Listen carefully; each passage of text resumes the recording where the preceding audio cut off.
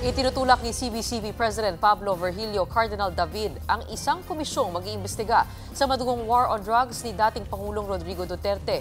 May payo rin ng Kardinal sa mga korap na nahihiyang magbalik loob sa kabutihan. Kung ano yan, alamin natin sa Frontline Report ni Mobile Journal Arles de los Santos. Sa isyu ng katiwalian sa flood control projects, una nang naglabas ng galit ang mga kabataan, mga manggagawa, at maging mga artista. At ngayon, kahit ang simbahan, nagsalita na rin laban sa korupsyon. Sa isang Facebook video, muling nanawagan si Pablo Virgilio Cardinal David na wakasan na ang katiwalian sa pamamagitan ng mga paraang mapayapa at nasasabatas.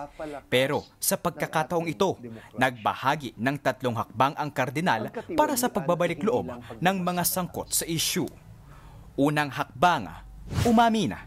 Tapangan daw dapat ang loob na sabihin ng pagkakasala. Pangalawa, magsisi. Para daw yan sa mga perwisyong naidulot sa lipunan. At pangatlo, magsauli at magtuwid. Handa raw dapat isauli ang mga ninakaw mula sa kabad ng bayan.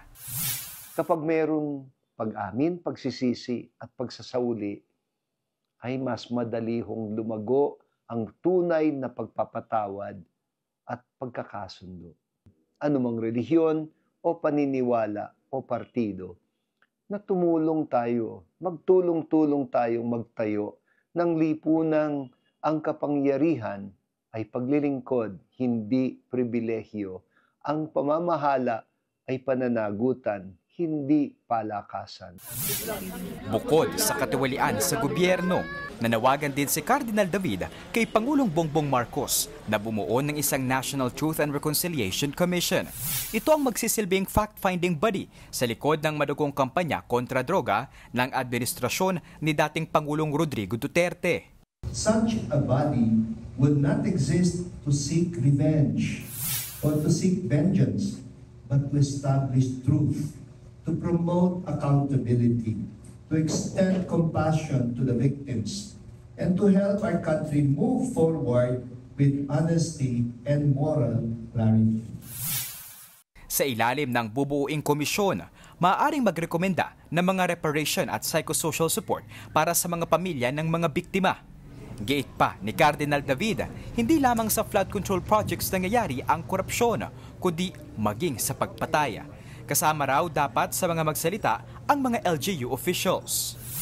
Bakit napakadalas na walang makuhang CCTV footages? Bakit napakadalas na kapag mayroong police operation, patay yung mga ilaw sa mga kanto?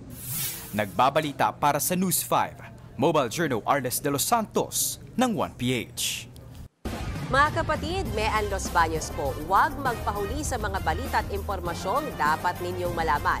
Para sa mas malawak na balitaan at diskusyon, mag-follow at mag-subscribe na sa social media pages ng News 5.